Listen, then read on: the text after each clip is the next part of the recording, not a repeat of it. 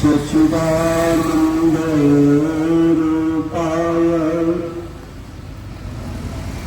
रामायण गुरुवे नमः।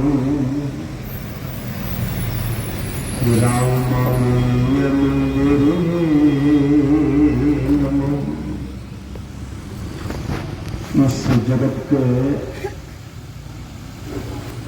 सर्वाधार विश्ववंदनीय पृथ्वी को पावन करने वाले जनमानस को मराद 20वीं सदी के महान संत सदगुरु ब्रह्मलीन आराध्य देव के पावन पद्मों में उनके श्री जुगल चरणों में अनंत अनंत बार इस पावन पवित्र मंच पर बैठे हुए साधु समाज, विद्वत जन, धर्मशिला मतये भक्तिमती बहनों, सबके साथ मेरा बंदगी आप लोगों के आस्था और भक्ति को मैं नमन करता हूं और निवेदन करता हूं, एक बार उच्च स्वर में जय ध्वनि करे। बोले प्रेम से श्री सद्गुरु महाराज की जय। मेरे भाई बहन, जिस सभा में बैठे हो, यह अध्यात्म ज्ञान की सभा है। इसी अध्यात्म ज्ञान द्वारा ईश्वर भक्ति की प्रचार प्रसार और ईश्वर की प्राप्ति होते हैं। आज ये सबको विदित है कि स्वर्गीय हमारे श्रीपति यादव जी, उन्हीं का पुण्यतिथि है, जो सर्वे गोपाल जी और हमारे राम स्वरूप जी सभी भाई मिल करके ये आयोजन करा रहे हैं।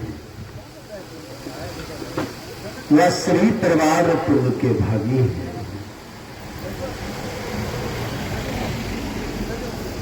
मेरे भाई बहन,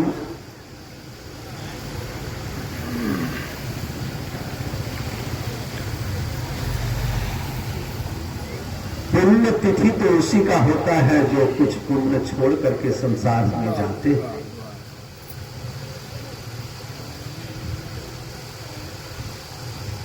श्रीपति जी बहुत हमारे एक मित्र के समान बन गए थे। हमारे गांव महेशपुर जब जाते थे तो उनका जन्म होता था, एक साथ बैठते थे। और इस पार ये रोड से जब पार होते थे तो यह गाछ के सामने जरूर नहीं बैठता था। तो यह स्नेह प्रेम उनके जीवन काल में हमारे साथ रहे। आपके बगल में आए थे सत्संग में, हम तेतरिया टीका जिसको बोलते हैं, तो गोपाल जी मिला, राम स्वरूप जी भी मिला। तो बोले 3 तारीख को इस तरह पिताजी के पुण्यतिथि। मेरे भाई बहन,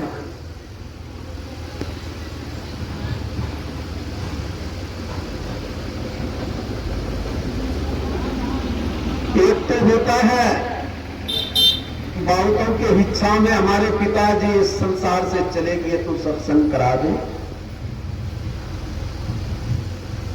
लेकिन एक पिता के आग में लोग सत्संग कराते हैं।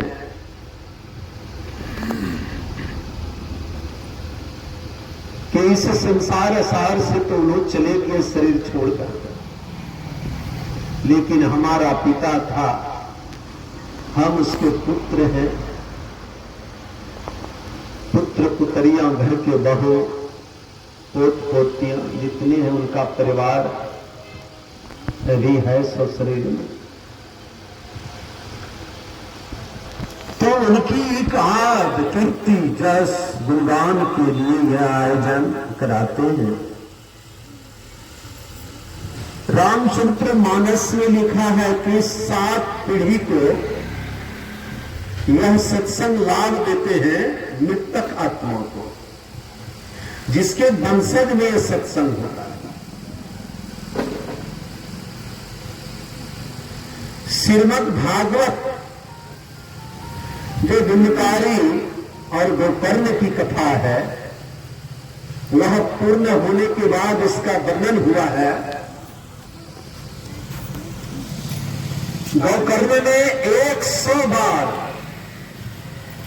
अपने पिता मां के लिए और धुंधकारी के लिए पिंडदान गाया में जाकर के करा, लेकिन फिर भी उनको चैन नहीं मिला।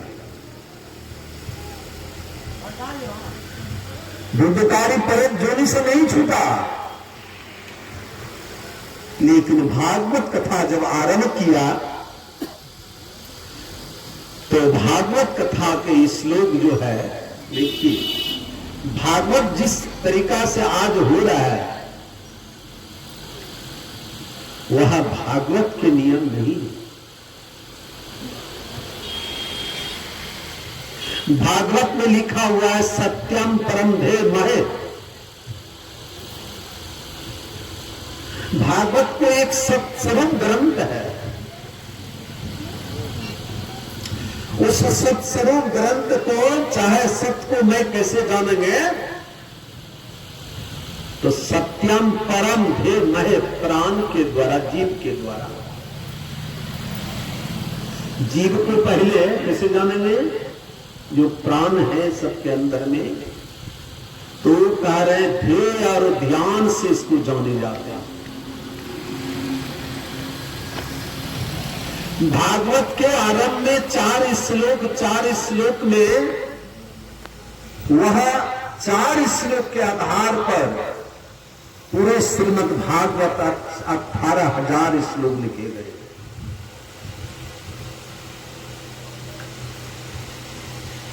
अभी कथाकार कोई ध्यान की चर्चा नहीं करते हैं। 1 घंटे में 5-6 भजन उनके बनाए हुए जो रोचक वाणी है उसको सुनाते हैं समझा, जिससे ध्यान की स्मृति ही लोग के खत्म हो गए। यहां संत महात्मा कहते हैं ध्यान बिना ज्ञान नहीं, अज्ञान बिना ज्ञान।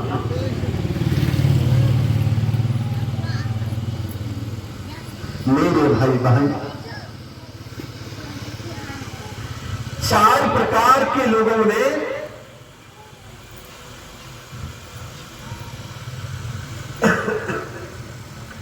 चार प्रकार के भक्त है संसार में। भक्तों में लिखा हुआ है, संतों ने लिखा हुआ है। आर्त, अर्थात जिज्ञासु और ज्ञान। 4 प्रकार के ज्ञान है, श्रवण ज्ञान, मनन ज्ञान, निध्यासन ज्ञान और अनुभव ज्ञान। 4 प्रकार के धर्म का अंग है। धर्म का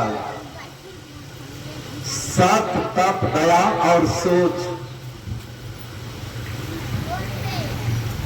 मेरे भाई बहन, जिससे ज्ञान में बैठे हो, केवल एक सोच को अपने जीवन में बदल दो। जिस ज्ञान में बैठे हो, अपनी सोच को अगर मानव बदल दे तो यहां तो सुख उसको होगा ही, यहां से जाने के बाद भी सुख होगा। वो सोच क्या है मेरे भाई बहन?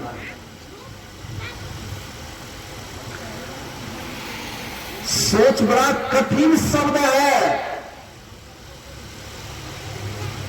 वह शब्द सुनोगे तो कहोगे ये हम क्यों करें।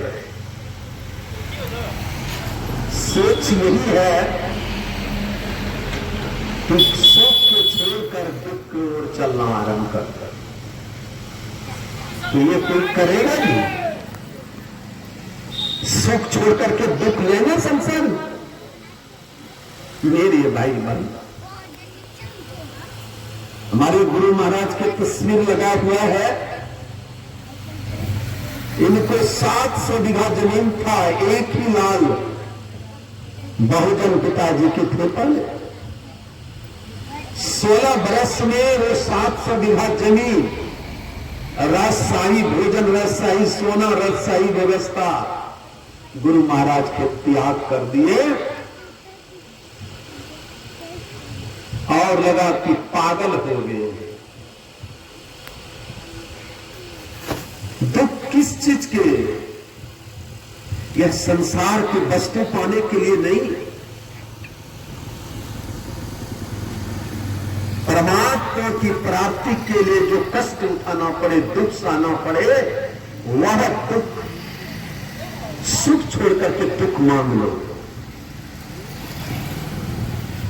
मेरे भाई बहन, अमेरिका के अब्राहम लिंकन, अमेरिका के अब्राहम लिंकन एक दूसरे का यहां नौकरी करते थे। थोड़ा ध्यान से सब कुछ सुने तो समझ में आएगा। अमेरिका के इब्राहिम लिंकन एक दूसरे का यहां नौकरी करते थे। किशोरापन अवस्था था,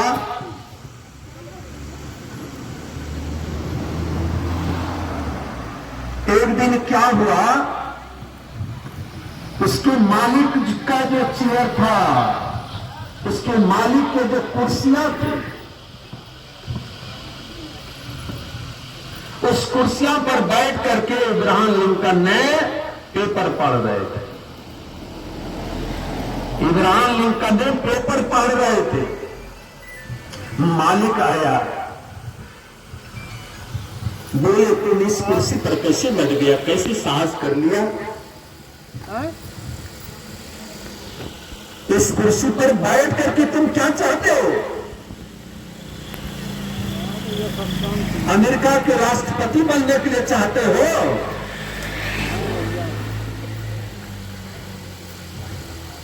डांटा, फटकारा,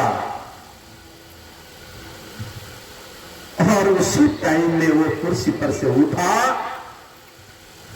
जो पेपर पढ़ रहे थे मालिक की तरफ फेंक दिए,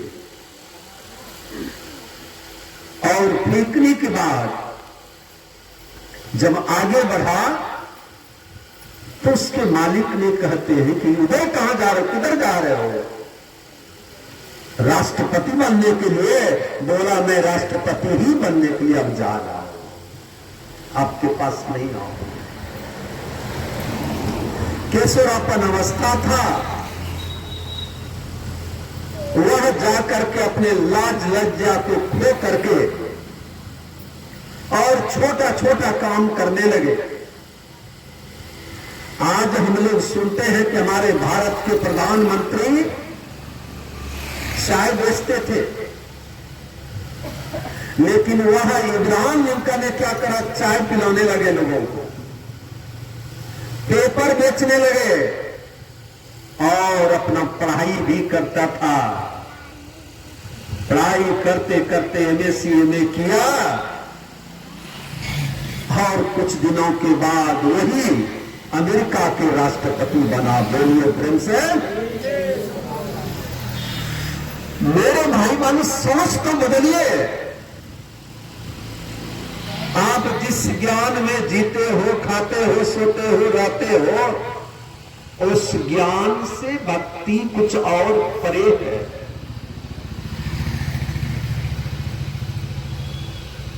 उसमें भक्ति प्राप्ति नहीं हो सकेगा।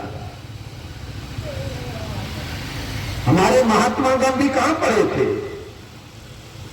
हमारे महात्मा गांधी करमचंद गांधी उनका नाम है। साउथ अफ्रीका में पढ़ते थे लंदन में, उनके साथी एक बेंसन मंडेला था और सभी उनके साथी मिलकर के परीक्षा देने के लिए जा रहे थे। वहां के नियम राष्ट्रपति ने लगाया था, जितने ट्रेन में डब्बे होते थे अलग अलग डब्बे में लोग बैठते थे, अलग अलग क्वालिटी के। गोरा आदमी फर्स्ट क्लास डब्बे में, सांवला आदमी सेकंड क्लास डब्बे में, काला जो पूरा है वो थर्ड क्लास डब्बे में, और ये लोग चढ़ गए फर्स्ट क्लास डब्बे में। अंत में जुलूस उठा दिया। उस डब्बे में बैठने वाले लोगों ने, पीटी मजिस्ट्रेट आया, बेंसन मंडेला और महात्मा गांधी को नीचे कर दिए। उसी दिन से वहां क्रांति फैलाना शुरू कर दे दिया। और जब जेल से वो निकला, वह जेल से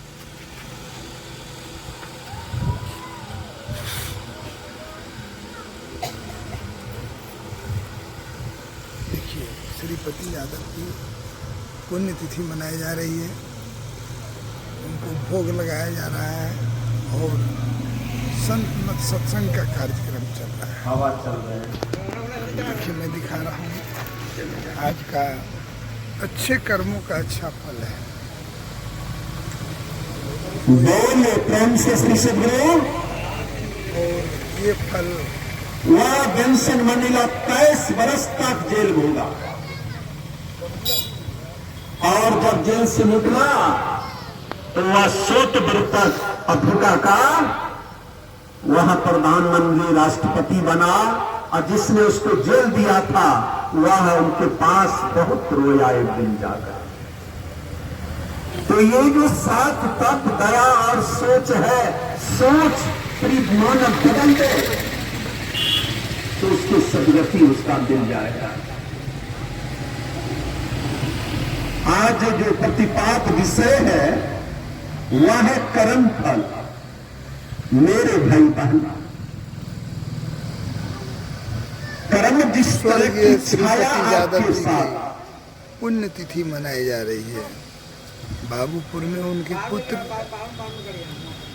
श्री गोपाल यादव और अन्य मिलकर के कार्यक्रम करा रहे हैं। देखिए मैं दिखा रहा हूँ, आज इनकी पुण्यतिथि मनाई जा रही है। उनके परिजनों के द्वारा पूजा पाठ की जा रही है। अरे बाबू देखिए भोग लगाया जा रहा है। कर्म जिस तरह की छाया आपके पीछे पीछे चलते हैं, उस तरह कर्म जो है से आपके पीछे पीछे चल रहा है। एक दृष्टांत आप लोगों को सुनाता हूं, श्रीमद् भागवत महापुराण की कथा है। गंधारी 100 पुत्र की मां थे, लेकिन अपने नयन से कभी अपने पुत्र को नहीं देखा था। अंत में दुर्योधन बचा था। वह जब इस बात को समाचार सुना कि मेरे 99 पुत्र की हत्या मारे पड़े, दुर्गति को प्राप्त कर लिया, एक दुर्योधन बचा है, तो अपने पति के पास गया और अपने पति से धृतराष्ट्र से कहते हैं कि पतिनाथ, अगर आप आदेश दो, आप अगर आदेश दो तो मैं अपने नयन आंख का पट्टी आज खोल सकता हूं।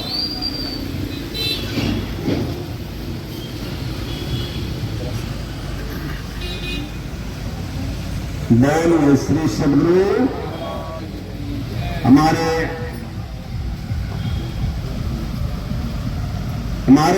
सरदे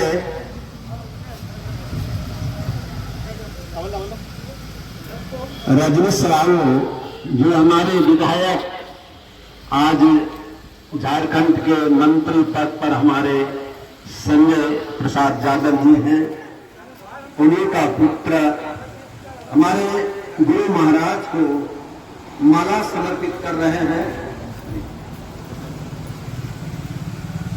यहाँ चढ़वा था। बोले प्रेम से श्री सदगुरु।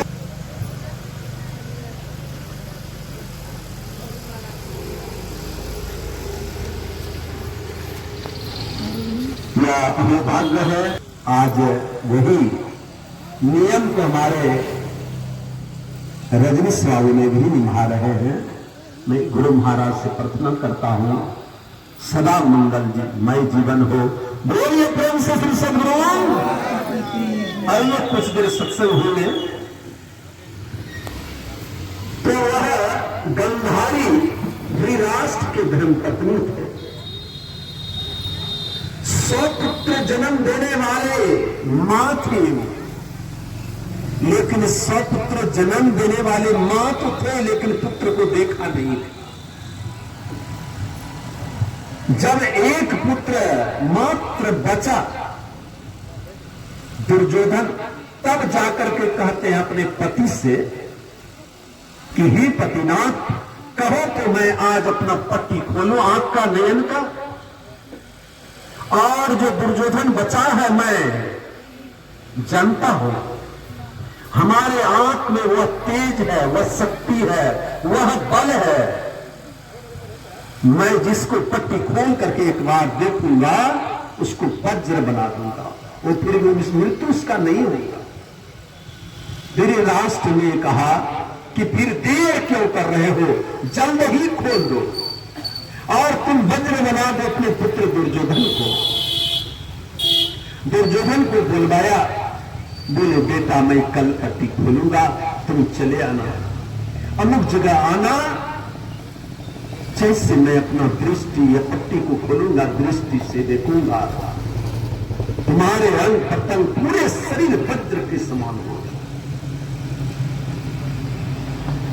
कल तुम निर्वस्त्र होकर मेरे पास आना, कोई वस्त्र नहीं चाहिए शरीर पर। बोले ठीक है मां। वह सुबह हुआ, निर्वस्त्र होकर के आ रहे थे और भगवान कृष्ण बीच में आ गए, क्योंकि उनकी लीला थी। बीच में कृष्ण आए, बोले किधर जा रहे हो?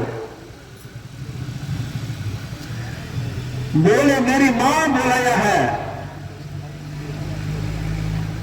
मेरे मां बुलाया है और निर्वस्त्र होकर के बुलाया है, मैं मां के पास जा रहा हूं। कितना निर्लज हूं।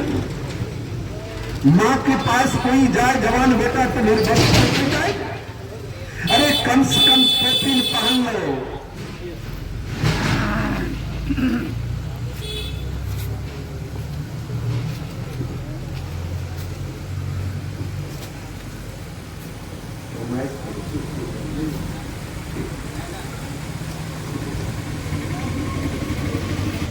कर्म फल क्या होते हैं इसके आधार पर मैं बात बोल रहा हूं, थोड़ा देर से। जब आंख की पट्टी खोलने वाला थे तब तक पूछा गंधारी ने कि बेटा निर्वस्त्र होता है? बोले हां निर्वस्त्र होता है, क्योंकि बीच में भगवान कृष्ण उनसे मिला था। बोले अरे मां के पास कोई जाते हैं तो निर्वस्त्र होकर के लाज नहीं लग रहे? कोपिन पहन लो। कोपिन क्या पहनते? तो बोले कोपिन तो यहां कपड़ा वस्त्र कुछ लेके नहीं आए हैं कृष्ण। बोले केला का गाछ देख रहे हो, केला के पत्तों तो कम से कम ढक लो अपनी इज्जत को। केला के पत्ते जो है इसे कमर में ढक लिया। दृष्टि खोला, उसकी मां ने देखा कमर में केला का पत्ता लिपेटा हुआ है। उसी टाइम में गंधारी ने कहा कि हे पुत्र, मैं समझ गया, मैं समझ गया 100 पुत्र के 100 पुत्र मारे जाएंगे मेरा, और मैं निपुत्र कहलाऊंगा। मैं समझ गया। बोले इस तरह मां क्यों बोल रहे हो? बोला बेटा मैं तुझे तुमको वज्र बनाने के लिए चाहता, लेकिन तू मेरा बात नहीं रखा। बोले कृष्ण बीच में आ गया, उसने बोला कि कोपिन पहन लो। ऐसे निर्वस्त्र होकर के मां के पास कैसे जाओगा? कोपिन तो कृष्ण पर पहनवा दिया।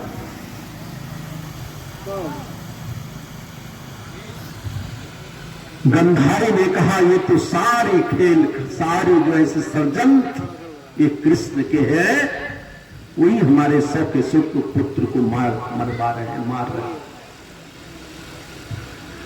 वह रो रो करके भगवान कृष्ण को श्राप दे दिए कि जिस तरह मैं पुत्र के विरोध में रो रहा हूं, मेरे पुत्र एक एक करके मर रहा है, तुम्हारे जदवंशी इसी तरह विनाश हो जाएगा।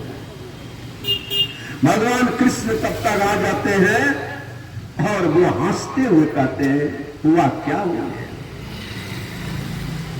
बोले मैं तो तुमको शराब दे रहा हूं। बोले शराब दे रहा हूं ना, जो मैं चाह रहा था वही तो तुम कर रहे हो, गलती क्या कर रहे हो? बोले बताओ कृष्ण, मैं ऐसे नारी हूं, मैं जान रहा हूं अपनी जीवनी को, मैं 100 वर्ष तक 100 जन्म तक की बात जान रहा हूं, कोई पाप मैंने किया नहीं। 100 जन्म तक कोई पाप मैं किया ही नहीं हूं। मैं पतिव्रता नारी हूं, धर्मपरायण नारी हूं, मैं सतीत नारी हूं। लेकिन यह दंड हमको क्यों मिला? भगवान कृष्ण ने कहा कि तुम 100 जन्म तक जान रहे हो गंधारी, 100 जन्म तक तुम जान रहे हो अपनी जीवनी को, मैं अनंत जन्म तक जान रहा हूं, मैं अनंत जन्म तक जान रहा हूं।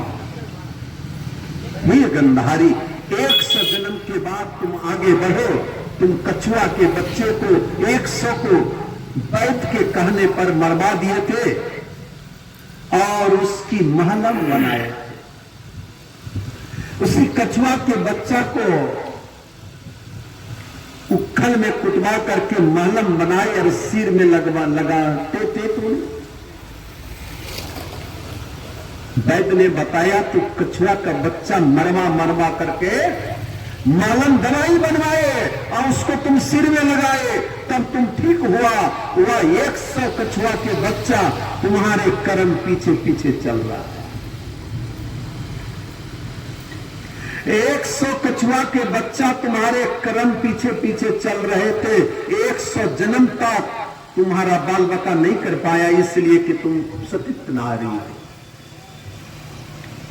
तुम धर्मपरायण नारी हो, तुम्हारा पीछा नहीं कर पाया। अंत में उस कछुआ का बच्चा का जो श्राप लगा है, वही कछुआ 100 कछुआ का बच्चा तुम्हारे कोख से जन्म लिया, तुम्हारे बच्चा बन करके तुम्हारे कोख से जन्म लिया। उस कछुआ किसी मां का बेटा को तूने मारा था, तुम्हारे सामने किसी ने तुम्हारे 100 बेटे को आज मार रहा है। उस कछुआ का जो श्राप लगा था, हे गंधारी, आज उस श्राप से तुम मुक्त हो रहे हो और तुम्हारे लिए स्वर्ग की दरवाजा अब खुल गया है। तुमको जो श्राप लगा था कछुए बच्चे का, उस श्राप से तुम मुक्त हो रहे हो, इसलिए कि वह कछुआ तुम्हारे बच्चे होकर के किसी दूसरे ने मारा। तुमको दुख हो रहा है, लेकिन इस श्राप से तुम मुक्त हो रहे हो। यह कर्म फल है। 100 जन्म तक वह पीछा उसकी पाप कर रहे हैं। हम लोग तो इसी जन्म में अपनी सोच सकते हो कि हम क्या कर रहे हैं। कबीर साहब ने कहा, तिल भर मछली खाई के कोटि गाय करे दान, काशी करवट लई के तो पर भी नरक निदान। उसको कोई बचा नहीं सकता है, कोई बचा नहीं सकता है। दोष तो दे रहे थे गुनी साहब केवट ने कि यह काम कंकही मां ने भला नहीं किया है, ये कंकही मां ने बुरा किया है, धर्म ने किया है, अधर्म किया है, वह पुण्य करके पाप किया है जो सीता और राम लक्ष्मण को वह वनवास दिया है। इसलिए वहां पर लक्ष्मण ने इस बात को कहने लगा कि हे भैया कि काहुन को सुख दुख कर दाता निज कृत कारण भोग सुनो भ्राता। ये संसार में कोई सुख दुख देने वाला नहीं है, अपने कर्मों का सबको भोगना पड़ता है। मेरे भाई बहन, यहां प्रश्न आता है, कंकही मां ने भगवान राम को वनवास दिया था?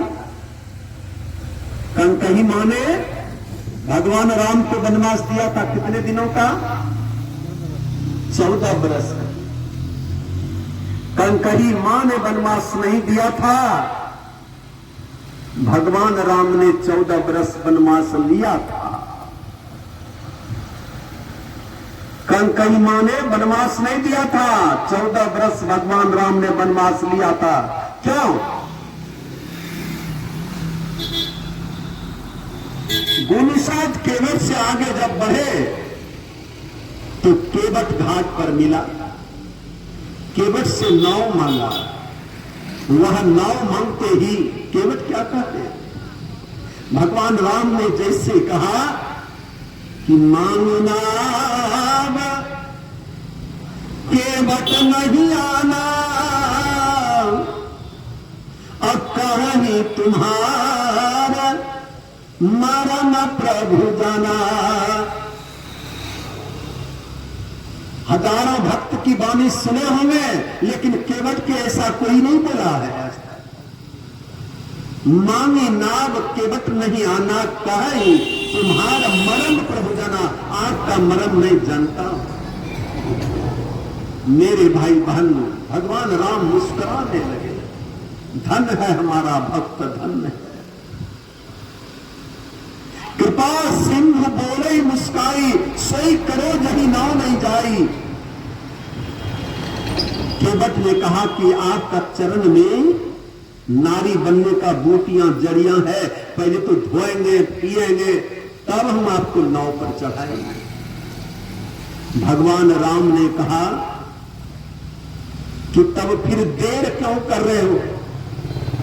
अति आनंद उमगी अनुरागा, और चरण सरोज पखार लगा। यहां बहुत बातें हैं, घंटों प्रवचन करने के बाद भी पूरा नहीं हो सकता है। इसलिए भगवान राम ने कहा कि देर क्यों कर रहे हो, चरण धो। अति आनंद उमगी अनुरागा, चरण सरोज पखारन लगा। कठोती में पानी डाल करके चरण धोने लगे। मेरे भाई बहन,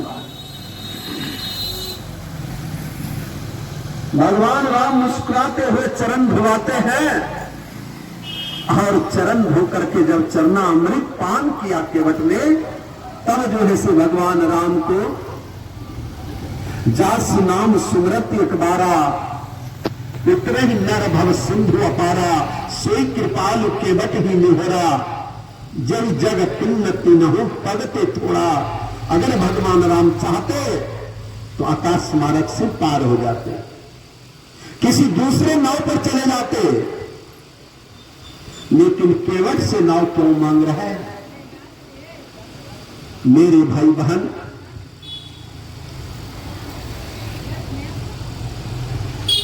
केवट से नाव क्यों मांग रहे हैं पार होने के लिए?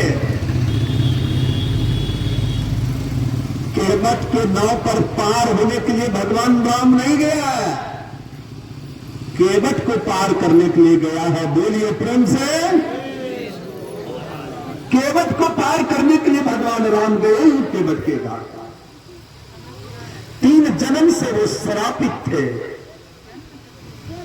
मेरे भाई बहन, वो श्राप से मुक्त कैसे हुए? भगवान ने कृष्ण ने कहा गंधारी को श्राप से तुम मुक्त हो गया। भगवान राम कहते हैं केवट भैया तुम धन हो। जब मुंद्रिका खोल करके देने लगे, नाई से न नाई लेते हैं, धोबी से न धोबी, देख के मजूरिया घाट न बिगाड़ो, मेरा घाट प्रभु मत बिगाड़ो। फिर भगवान राम मुस्कुराते हैं। वहां बड़ा सुंदर कवियों ने वर्णन किया है। क्या वर्णन किया है कि प्रभु जब आए मेरे घाट में मैं तो पार कियो, अरे जब मैं जाऊं प्रभु तेरू घाट में मैं पार कर दियो। प्रभु यही वर दे दीजिए, यही वरदान दे दीजिए। फिर तिबार प्रभु जो कुछ देवा सो मैं सिर भरी लेवा। फिर तिबार प्रभु जो कुछ देंगे वह मैं सिर पर धारण करूंगा। इसलिए प्रभु अभी नहीं। मेरे भाई बहन, भगवान राम वनवास गए हैं। भगवान राम वनवास नहीं गए। भगवान राम वनवास गए हैं, वनवास नहीं गए हैं। कहो कि ये बात तो नहीं आता है उनके वर्णन में। भगवान राम जो वन में वनवासी थे जन्मों जन्मों से, भगवान राम बन गए हैं इसलिए कि जन्मों जन्मों से जो वन में वनवासी थे वह वन से छुड़ाने के लिए, वन से मुक्त करने के लिए, कोई दर्शन के अभिलाषा से जीवन बिता रहे थे, कोई उनके दर्शन पाने के लिए, कोई नाम के लिए, कोई उनके स्वरूप के लिए, वह सभी जीवों को उद्धार करते हुए भगवान राम सबका जीवन कामना इच्छा को पूरा कर दिए। इसलिए भगवान राम वन नहीं, वन में जो वनवासी थे वन से छुड़ाने के लिए ऐसे जीवों को भगवान राम बन गए। मेरे भाई बहन, यहां बड़ा एक दृष्टांत है कि भगवान राम 14 वर्ष के लिए वनवास लिया। भगवान राम 4 भाई थे। भगवान राम के राम नाम रखा था गुरु वशिष्ठ। हमारे गुरु महाराज भी पीछे 4 भाई बने, लेकिन हमारे गुरु महाराज के नाम क्या था? हमारे गुरु महाराज के नाम पहले थे राम अनुग्रह लाल। भगवान राम के त्रेता में राम नाम थे नाम, लेकिन हमारे गुरु महाराज के इस कलिकाल कलयुग में राम अनुग्रह लाल। भगवान राम 14 वर्ष वनवास